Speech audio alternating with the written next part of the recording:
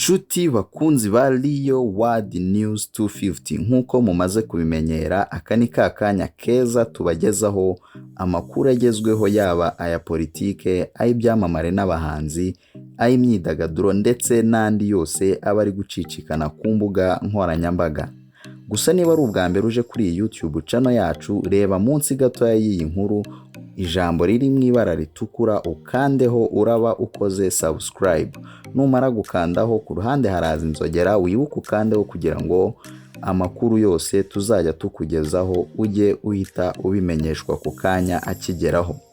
Muri aka kanya tubafitiye amakuru y'uko abaherwe babiri ba mbere ku isi bari mu ntambara karundura yo kuyobora isanzure. Umukire witwa ELON MUSK uherutse gutangazwa nk'umuherwe wa mbere ku isi n'umutungo wa miliyari 209 z'amadolari y'Amerika, akaba ari n'umuyobozi w'ibigo birimo SpaceX ifite imishinga yo gukora ubushakashatsi mu isanzure. Ari mu ntambara y'amagambo na JEFF BEZOS, umuherwe wa kabiri ku isi ubarirwa umutungo wa miliyari 192 z'amadolari. Akaba n'umuyobozi mukuru w'ikigo cya Amazon gikora ubucuruzi bwo kuri murandasi.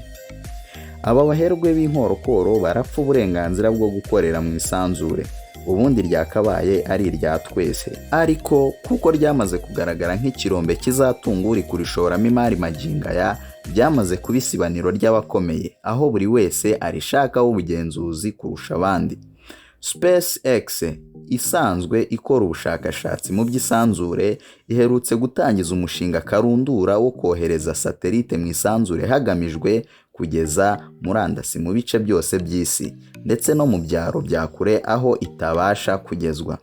Si ibyo gusa, kuko uyu mushinga uzanafasha gutanga murandasi yihuse kandi ihendutse ku buryo n'abanyamujyi bashobora kuyikoresha mu buryo bworoshye. Uyu mushinga witwa Starlink wamaze gutangira gushyirwa mu bikorwa, aho satelite zirenga 955 zimaze koherezwa mu isanzure, ndetse murandasi itangwa na Starlink yamaze gutangira gutangwa mu bice birimo Leta Zunze Ubumwe za Amerika ndetse n'Ubwongereza, aho igura amadolari 99 buri kwezi. Uyu mushinga ariko nturagerwaho ku isi yose muri rusange, kuko uzagera ku ndunduro yawo ari uko Starlink imaze kugira satelite zirenga 12,000 mu isanzure, ndetse amakuru akavuga ko zizagera no ku 30,000 mu myaka iri imbere. Ku rundi ruhande kandi, mu mwaka ushize Jeff Bezos wakunze kuvuga ko afite inzozi zo gufasha abantu koroherwa no kugera mu isanzure, nawe yatangije umushinga wiswe Project Keeper, nawo ugamije kuzakora satelite zoherezwa mu isanzure zigamije gufasha abantu koroherwa no gukoresha murandasi. Ubwo Starlink yatangaga impapuro z'ubusabe bwayo ku kigo cy'Abanyamerika gishinzwe itumanaho FCC, yari yavuze ko satelite zayo zizaba ziri ku butumburuke bwa kilometero kare 550 uvuye ku isi, mu gihe ubusabe bwa Project Keeper bwo bwagaragazaga ko satelite zayo zizaba ziri ku butumburuke bwa kilometero kare 590 no kuzamura uvuye ku isi. Ikibazo cyabaye ubwo SpaceX iherutse kongera gusubira muri FCC kwaka uburenganzira bwo guhindura amerekezo ya satelite zabo, ku buryo zishobora kumanuka no kuzamukaho kilometero kare 30 uvuye ku merekezo zari zaragenewe. Ibi rero nibyo Amazon ivuga ko byabangamira Project Keeper, kuko satelite za Starlink zishobora kugera hafi cyane ya satelite zabo, bityo bikaba byanateza impanuka y'igongana ry'izo satelite, kandi icyo akaba ari ikibazo gikomeye, kuko ikigero cy'ibyago by'igongana rya satelite gikomeje kwiyongera bitewe n'ubwinshi bwazo bukomeje kugaragara mu gice cy'isanzure kiri munsi ya kilometero kare 2,000 uvuye ku isi, ari nacyo gice satelite z'ibigo byombi zizaba zirimo. Izindi mpamvu Amazon itanga nuko ubwo izi satelite z'ibigo byombi zizaba zegeranye zishobora kuzateza ibibazo birimo ibyihuzanzira cyangwa se signals bya satelite z'impande zombi zishobora kuzabangamirana.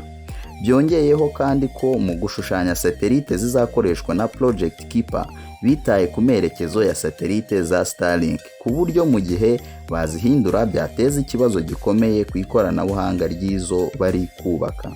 Ku ruhande rwa Starlink, Elon Musk yavuze ko ibirego bya Amazon ntacyo bishingiyeho kuko icyo kigo kitaratangira no kohereza satelite mu isanzure. Yabivuze muri aya magambo: ntabwo biri mu nyungu za rubanda gukumira Starlink kubera ko satelite za Amazon zikibura imyaka myinshi mbere yo koherezwa mu isanzure.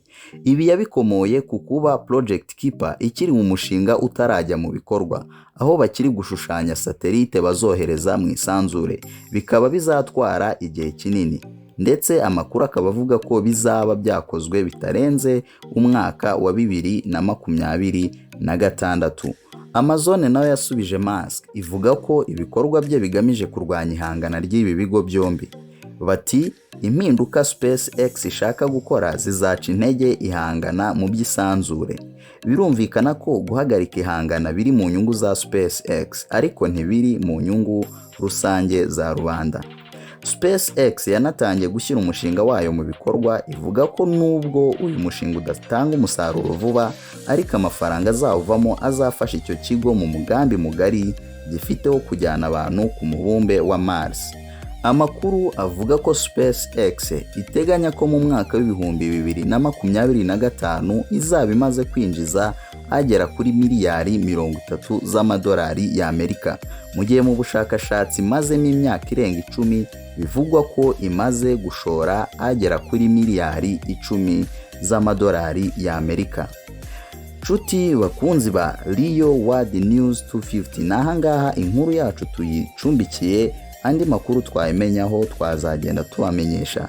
Gusa niba utarakanda subscribe kuri YouTube channel yacu, aka niko kanya keza kugira ngo ukore subscribe, wibuke no gukanda ku nzogera kugira ngo amakuru yose tuzajya dushyiraho ujye uhita ubimenyeshwa ako kanya bidatinze.